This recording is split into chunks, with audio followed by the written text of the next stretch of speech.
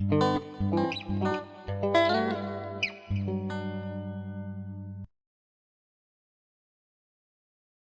voltamos e vamos então falar sobre as peculiaridades. Bem, uma peculiaridade é que, se vocês entrarem lá no site da Ordem dos Advogados Portugueses, é possível vocês fazerem pesquisa por advogado, por advogado estagiário, por sociedade. E isso por quê? Porque o meu nome, garantidamente, não vai ter outra. Só existe uma Séfora Marquezine, advogada em Portugal. Isso quer dizer o quê? No ato da minha inscrição, eu vou ter que preencher um formulário e nesse formulário eu tenho que indicar qual vai ser o meu nome profissional. O meu caso, né, como sempre, eu estudei em colégio militar também, não tive problema nenhum de ter nome repetido, porque o meu nome é um pouco, né, diferente. Então eu não tive esse problema, mas há muitos colegas, sobretudo os portugueses, que têm nomes muito semelhantes, no Brasil também acaba ocorrendo muito isso, em que não pode ter mais de um advogado com o mesmo nome. Então, tem muita gente aqui que tem um nome, né, comum que todo mundo conhece, mas profissionalmente é outro. Por quê? Porque tem que usar o segundo nome. Ou outro apelido, outro sobrenome, tá? E isso é feito por quê? É justamente para não haver conflito, para não haver confusão entre os advogados. Então, para além de a gente ter um número cada um, tá? Que é a mesma coisa que tem no Brasil, né? A cédula. Ter a identificação de qual é o conselho regional que a gente fez a nossa primeira inscrição, que vai ter a letra lá no final, C de Coimbra, P de Porto, E de Évora, L de Lisboa, enfim. A gente vai ter aqui também o nome profissional. O meu nome não é Séfora Marquezine só, o nome é Séfora Luiz Marquezine Estival. Eu escolhi, sempre usei o meu primeiro sobrenome. Então eu consegui a minha inscrição a Séfora Marquezine. E vocês vão ver outros colegas. Até se vocês quiserem, por curiosidade, vão lá e colocam o nome de vocês para ver se tem algum colega com o mesmo nome que vocês. Bom, então é isso. A gente tem um nome profissional. Tudo que eu assino como advogada, eu assino como Séfora Marquezine. O meu nome nunca vai aparecer inteiro. O meu nome é só Séfora Marquezine. É esse o meu nome profissional, ok? Uma outra questão é, eu atuo muito pouco no Brasil, então eu não sei como é que isso agora, sobretudo agora como é que está sendo, que é a questão da responsabilidade civil do advogado. No Brasil, em Portugal, o próprio Estatuto da Ordem dos Advogados refere que se a gente tiver um seguro com capital mínimo de 250 mil euros, a gente passa a ser advogado com responsabilidade limitada, ok? Sendo certo que normalmente a Ordem dos Advogados, por lei, está obrigada a nos proteger por 50 mil, mas ultimamente ela vem sempre pagando 150 mil euros desse... não é se pagar os 150 mil euros, né? Ela faz a cobertura de um seguro e a gente pode fazer aqui o upgrade disso para pelo menos aos 250 mil euros. Então esse é o seguro de responsabilidade civil, eu normalmente pago esse upgrade por causa disso, tá? Mesmo porque é muito comum ter queixas aqui dos clientes e eles vão mesmo para a seguradora, porque eles sabem que pode ter aqui um retorno. Além disso, é uma curiosidade, nós usamos toga. Sim, em todos os atos em que a gente vai ter intervenção, a gente usa toga. Claro que numa conferência de paz, numa mediação, nessas coisas a gente não usa toga. Mas em geral a gente usa, né, foi para o tribunal, leva toga. E isso é uma outra facada, porque a toga é cara, mas em compensação você tem uma toga às vezes aí pro resto da vida. Até é engraçado, a gente vai às vezes nos tribunais e advogados que já têm 20, 30 anos de carreira têm a mesma toga do primeiro dia que começaram a estagiar e portanto tá lá toda rasgada, toda acabada, mas enfim. A minha já tem 5 anos e tá lindinha, maravilhosa e é bom que dure bastante tempo, porque foi muito cara. Bom, uma outra coisa que também é uma curiosidade é que há alguns anos, como eu disse, os notários é que tem aquela função notarial, certo? Mas há alguns anos foi reconhecido aos advogados e aos solicitadores a possibilidade de fazer alguns atos notariais, dentre eles certificação de fotocópia, reconhecimento simples, reconhecimento de assinatura, certificação de traduções, fazer tradução, autenticar documentos particulares, isso tudo a gente faz. Claro que o notário, quando faz isso, tem um selo branco, é todo bonitinho, papel. O solicitador, quando faz isso, eles têm aquelas vinhetas, tipo um adesivozinho, igual os cartórios no Brasil. Nós, advogados, né, muito abaixo, a gente tem um sistema informático, onde a gente registra tudo e é impressa uma folha, tem lá uma chavezinha com as informações. Portanto, já aconteceu de eu fazer certificações e as pessoas falaram assim, mas isso não foi feito por um notário, isso não foi feito por não sei o que, isso não é de verdade. Ai, meu Deus. Tá ali, olha ali a senhazinha, vai lá no site na internet, vê lá e você vai ver que Pode sim advogado fazer isso e o advogado tem direito. Claro que nós, advogados, não podemos fazer isso em causa própria nem para pessoas próximas, tá? E, por exemplo, em um processo, principalmente de nacionalidade, depois eu vou falar sobre isso, a gente acaba tendo que fazer certificação de fotocópia, essas coisas todas. Se eu for a mandatária no processo, se eu for a representante do requerente, eu não posso fazer. Né? Eu sei que no Brasil a gente pode fazer isso nos processos próprios, mas aqui não. Aqui o fato de eu certificar esse documento, eu posso inclusivamente levar para apostilar e ele ter que ser válido no Brasil. Ele tem essa validade, ele tem bastante força perante outras instituições, tá bom? Uma outra curiosidade que é um erro assim absurdo dos advogados, sobretudo advogados brasileiros. Por quê? O advogado, quando chega aqui, ele esquece que se eu manter as duas inscrições, eu acabo mantendo Brasil e Portugal, eu tenho que responder às duas ordens, às duas éticas, às duas deontologias dos dois países, né? Então eu tenho que estar atenta ao que eu posso. Por mais que eu possa fazer no Brasil determinadas coisas e em Portugal eu não possa, eu tenho que deixar isso claro. E um caso desses, crasso aqui, é o título de especialista. O fato de eu ser especialista no Brasil não me dá direito de ser especialista em Portugal. Tá? E sempre quando eu apresento título de especialista, por favor, coloquem o BR no final, garantam, se salvem. Por quê? Porque em Portugal o título de especialista é um título que só é concedido pela Ordem dos Advogados. Isso é, se você tiver mais de 10 anos, olhe lá, 10 anos de experiência efetiva, tá? Naquela área, você se candidata na Ordem dos Advogados e vai ter um júri. 3 pessoas, 3 jurados, vão te avaliar para ver se você realmente é especialista naquela área. E para comprovar essa especialização, você não precisa ter uma especialização, um mestrado, um doutoramento, às vezes só o fato de você ter pequenas formações e muitos processos naquela área são suficientes.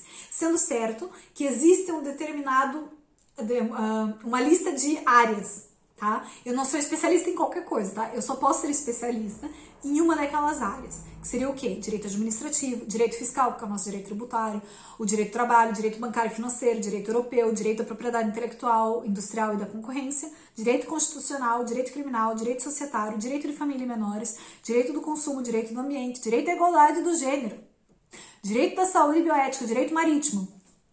Portanto, vocês vão ver horrores de advogados por aí que falam que são advogados especialistas em direito migratório, em direito da imigração, em direito da nacionalidade, essas coisas. Vergonha alheia, ok? Enfim, além disso, tá, corre o risco de ter um processo, porque estão avocando uma especialidade que não lhe cabe, que não foi concedida pela ordem. Por isso, tem que tomar muita atenção às questões deontológicas quando a gente começa a atuar em outro país, porque em pouco tempo a gente pode perder a nossa licença. O que o advogado brasileiro ou o advogado português que não passa por esses 10 anos, eu, por exemplo, não podia ser especialista em nada, porque falta ainda tempo para eu chegar nos 10 anos. Mas, enfim, o que eu posso fazer? Eu posso apresentar quais são as minhas áreas preferenciais de atuação. Vê a diferença? As áreas de atuação para especialidade? Pois, é isso que tem que ficar claro, quais são as suas áreas de atuação, isso você pode divulgar. Agora, avocar um título de especialista, eu mesmo terminando meu doutoramento em Direito Civil, eu não posso dizer que eu sou especialista em Direito Civil. Sobretudo porque eu também não trabalho com Direito Civil, eu trabalho com bioética, eu trabalho com Direito Médico. Mas eu não posso avocar aqui o título de Direito da Saúde e Bioética, enquanto eu não passar por esse júri. E além disso, depois de 5 anos que eu tiver esse título, eu tenho que passar por uma renovação desse título. Eu tenho que demonstrar que nos últimos 5 anos, pelo meu currículo, pela minha documentação toda e pelos meus processos, que eu continuo atuando naquela área para conseguir manter o meu título de especialista. Portanto, é muito difícil você encontrar advogados especialistas. Apesar que lá no site da Ordem, se você entra, sobretudo nas delegações, existem lá uma abinha, título advogados especialistas. Você identifica lá alguns advogados que têm realmente esse título, mas não é. Por isso, quando a gente faz uma pós-graduação, alguma coisa, boa, muito bem, você não é um especialista, tá? E se você quer manter esse título de especialista aqui, porque você fez no Brasil uma especialização e nananã, por favor, coloque que é título de especialista, BR. Demonstre, porque se você levar um processo disciplinar, você consegue tentar se defender. Agora, se você já nem tem mais a ordem no Brasil, não arriscaria, tá? Quanto à publicidade. Bom, quanto à publicidade, a gente vai ter tantas limitações quanto no Brasil. Contudo, um grande problema é que em Portugal, ou você é advogado em atividade isolada, tá? Ou você é advogado que atua em uma sociedade de advogados. Não existe sociedade de fato, tá? Ou ela tá escrita no papel, é jurídica, ou você é só advogado. Então eu não posso apresentar Cefra e Maria advogadas. Não. É Cefra Marquezine advogada. Cefra e Maria advogados associados, se eu tiver no papel o Cefra e Maria, tá bom? Para além de outras limitações que a gente vai ter comparado com o Brasil, tá? Mas muito se assemelha, que é o fato de não falar sobre processos alheios, que é o fato de eu não poder sair fazendo panfletagem, né? Não pôr adesivo no carro, não poder fazer... Apesar que agora, assim, eu também chamo a atenção que no Brasil nós temos as seccionais estão cada vez mais avançadas e falam sobre a internet. Em Portugal, algumas coisas que são muito lentas, para vocês terem ideia, eu fiz um pedido de parecer há 2 anos, referente ao Facebook, não é nem ao Instagram, e até agora eu não tive resposta, porque aquilo lá demora mesmo, os pareceres demoram mesmo muito tempo.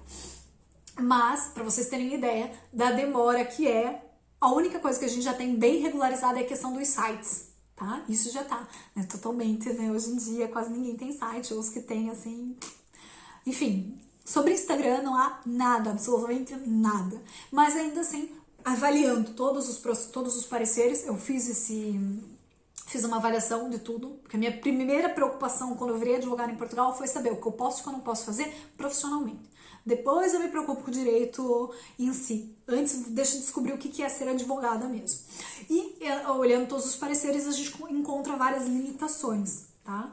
Sobretudo a questão do link patrocinado, por exemplo. Eu consigo um parecer, eu tinha esquecido, eu consegui esse parecer, eu consegui antes, a respeito de fazer publicitação de cursos, né, se a gente faz, e até é autorizado desde que seja se você está publicitando cursos, né, informação, ok? Agora, se você está exercendo aqui a patrocínio da sua advocacia, da atenção para a sua atividade, aí é outra coisa. Até inclusive, como eu estava tão... né, meu Deus, não quero nunca que haja essa confusão, eu não quero nunca ter um tipo de processo relacionado a isso.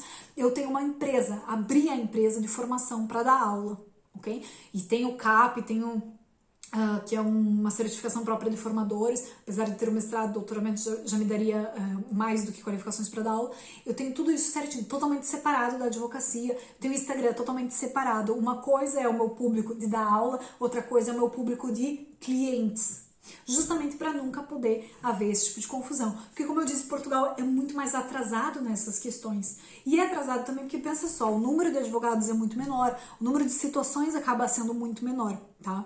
Então, é possível entender o porquê que aqui não há tanto, não ocorre tanto, né? Como no Brasil, né? Que mal sai uma coisa na internet e já todos os advogados dominaram. Bom, e uma outra peculiaridade da advocacia em Portugal é que não existe tabela de honorários. Pois não há uma tabela de honorários.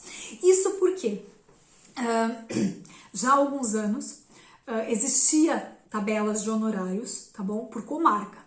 Entretanto, foi feito lá toda uma avaliação, inclusive a gente tem um acórdão do Conselho Superior da Ordem dos Advogados, que concluiu que aquelas tabelas eram muito más. Por quê? Porque acabavam limitando a questão da não digo livre concorrência, porque a nossa atividade não é mercantilista, mas acabavam afetando, que não era adequado, existiam os limites de valores e, portanto, decretou que, desde ali de 2006, 2005, 2007, que cada advogado tem a sua tabela e, muito bem, tem a sua tabela. E isso faz com que a gente tenha um certo desafio para conseguir, principalmente nós advogados brasileiros, que a gente não tem tanto aqui, não tem um parâmetro. Existe um parâmetro que é muito mal de se utilizar, que é a Portaria 386/2004, de 10 de novembro, que se refere à tabela de honorários, que é do governo. Porque, como eu disse, e eu acho que eu ainda não falei sobre isso, mas que eu ia falar mais pra frente, sobre os advogados oficiosos. Isso é, a gente trabalha em alguns processos onde as pessoas não têm capacidade financeira e quem vai nos pagar é o governo. Contudo, aquela tabela é muito padronizada, entendeu? Eu posso ter um processo em que eu tenho 2 intervenções e eu vou ganhar o mesmo preço daquele que eu tenho 6 intervenções. O que é bastante injusto, mas ok. Essa tabela foi feita, então, em 2004 e ela não foi atualizada. Ela saiu uma legislação agora em 2018, atualizando ela, só que dependia de uma de um despacho do Conselho do Ministério da Justiça para atualizá-la todos os anos, e é do Ministério da Justiça só foi atualizar ela em 2020. E a atualização foi tipo 8 cêntimos. Portanto, eu digo assim, foi 8 cêntimos, no resultado dava cerca disso. Em vez de ter atualizado desde 2004, não, atualizou só agora. Então a gente vai ver assim que vai ter processo, por exemplo, processo penal. Tá incluído nesse preço, tá? 2 intervenções em inquérito, 2 em abertura de instrução e 2 em tribunal. 200 e poucos euros. Se eu tiver mais intervenções em uma dessas fases, eu posso pedir a sessão, 75 euros por sessão, o que é uma mixaria, é muito pouco. Portanto, eu diria para nunca se basearem nesse tipo de tabela, mas, apesar de ganhar muito pouco nessa área, depois eu vou falar, é muito interessante. Mas então, a gente não existe exatamente uma questão de preço, e você vai ver advogados que cobram de diferentes formas. Não existe, uma outra coisa também que é muito importante, que advogado brasileiro tem sempre isso, né? No êxito, não existe isso, tá? A gente não pode cobrar percentagem final, não pode fazer isso. Então, o que muitas vezes faz é cobra-se um valor inicial e depois vai se cobrando. E no final entrega uma nota de honorários comprovando. Caso o cliente não tenha ficado satisfeito, só eu não faço dessa forma, eu cobro por ato. Porque é melhor mesmo para qualquer coisa que a gente precisar, a gente se livrar do cliente, se não valer a pena, a gente já... E também não ficar trabalhando de graça. Todo ato é cobrado um valor. Mas enfim, então o que acontece é que normalmente cobra-se um valor inicial, que a gente chama os honorários provisionais, e depois vai se pedindo conforme vai andando. Só que assim, nem o advogado sabe direito o que vai pedir, nem o cliente sabe o que vai pagar. E isso acaba tornando-se uma confusão, porque tem advogados que deixam pro final. Que apesar de não ser permitida percentagem, alguns, né, fazem os acordos. Mas por norma, nos contratos não pode. Por norma, eu digo o código deontológico da Ordem dos Advogados, a gente não pode mesmo. O código deontológico não, porque ele já foi, desculpa, pelo Estatuto da Ordem dos Advogados. Então, o que acontece? A gente vai... Se eu receber uma nota de honorários, né, eu sou um cliente, e acho que tá um absurdo o que tá me cobrando, eu posso ir reclamar na Ordem dos Advogados. E se eu reclamar na Ordem dos Advogados, existe uma possibilidade aqui de ter um laudo de honorários. É um parecer técnico, tá? Feito por um juiz dentro da Ordem dos Advogados. Eu tenho que pagar, aqui tá a tabela, se for tipo uma cobrança de honorários de até 1.250 euros, eu tenho que pagar 100 euros para ter esse parecer técnico, onde vai ser avaliado a nota de honorários do advogado. E isso é um grande problema, porque há muito advogado que não faz a anotação de todas as atividades que fez naquele processo. Aí depois vai entregar a nota de honorários, entrega tudo de qualquer jeito, entendeu? E se vai para um parecer técnico, ele vai querer saber quantas horas você gastou nisso. E por que você gastou nisso? Você está justificando 30 horas nisso? E 5 horas naquilo? E aquilo pode fazer cair por terra o teu parecer, a tua nota de honorários, e você tá lascado, porque vai ter que cobrar menos, tá? Já não é muito comum isso, mesmo porque os clientes não sabem muito bem disso, da questão do laudo técnico, mas se a gente vai brigar no tribunal, os juízes sabem. E os juízes acabam mandando para a Ordem dos Advogados para fazer a avaliação técnica desses honorários, tá? E... eu ia falar alguma coisa, mas agora já... quanto aos honorários também. Que no Brasil a gente tem o tal dos honorários sucumbenciais. Muito legal. Em Portugal não há, tá? O que a gente tem aqui são as custas de parto, mas que é um valor mínimo, que dificilmente é pedido mesmo, porque a maior parte das pessoas que litigam em tribunais acabam estando protegidas pelo apoio judiciário, enfim. No caso... Sistema de acesso ao direito aos tribunais. O que é isso? Que eu venho falando, né, em todo tempo falando de advogado oficioso. O que é? O sistema de acesso aos direitos ao direito e aos tribunais é um sistema que foi criado justamente para proteger aquelas pessoas que não têm condições financeiras de litigar, tá? É a nossa justiça gratuita do Brasil. Contudo, em Portugal as coisas são mais organizadinhas. Para você pedir apoio judiciário, seja para ter um advogado, seja só para pagar as custas do processo, ok? Ou mesmo para pagar uma agente de execução, enfim, tem várias modalidades. Você tem que ir na Segurança Social, sim, tipo no INSS, preencher um formulário e juntar documentos, em que vai ter um conselho lá dentro da Segurança Social que vai avaliar todos os seus bens, a sua condição financeira, para ver se realmente eles têm acesso às finanças, essas coisas. Se tiverem algumas dúvidas, pode ser aberto prazo da audição prévia para a pessoa se manifestar, para explicar de onde que tem aqueles bens ou se não tem aqueles bens. E ali no final vão fazer a conta para ver se aquela pessoa realmente se enquadra em hipossuficiência jurídica, falta de condições financeiras para entrar com o processo. Pode haver casos em que não, a pessoa tem condições e não tem condições. Isso quer dizer, ela está acima do limiar concedido do apoio judiciário, mas também não ganha assim tanto. Então, o que é feito é permitido o pagamento faseado, ok? Isso quer dizer, vai ser estipulado um valor, 30 euros, 60 euros, 100 euros por mês, que aquela pessoa tem que pagar para dar andamento no processo, tá? Não vai pagar as custas de uma vez. Pode pagar, então, de forma faseada, ok? Isso é uma possibilidade, ou então é gratuito, é totalmente gratuito. E, inclusive, como eu disse, pode escolher a nomeação de um advogado. Há alguns anos atrás, existia a lista do advogado, você ia lá e escolhia. Hoje em dia, não. Hoje em dia, você é sorteado, tá? A pessoa vai ser nomeada, o advogado, o beneficiário do apoio judiciário vai ter um advogado nomeado, tá?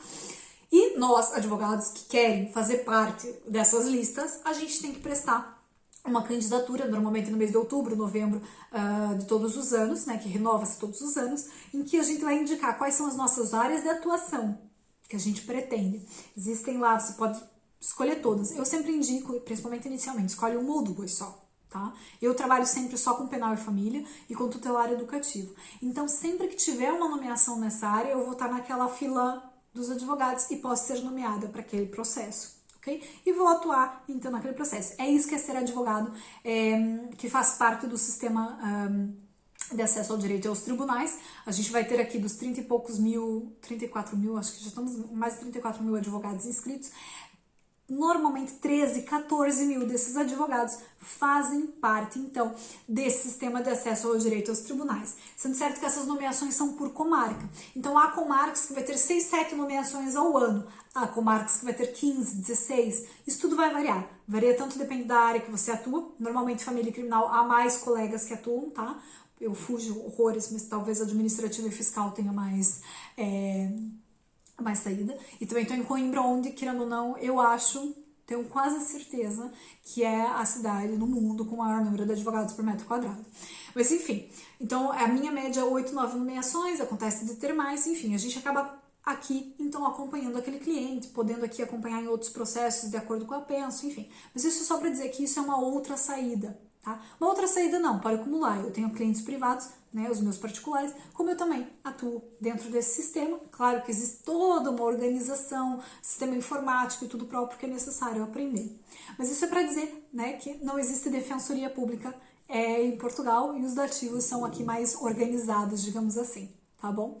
Espero que tenham gostado de todas essas informações relativas à advocacia em Portugal.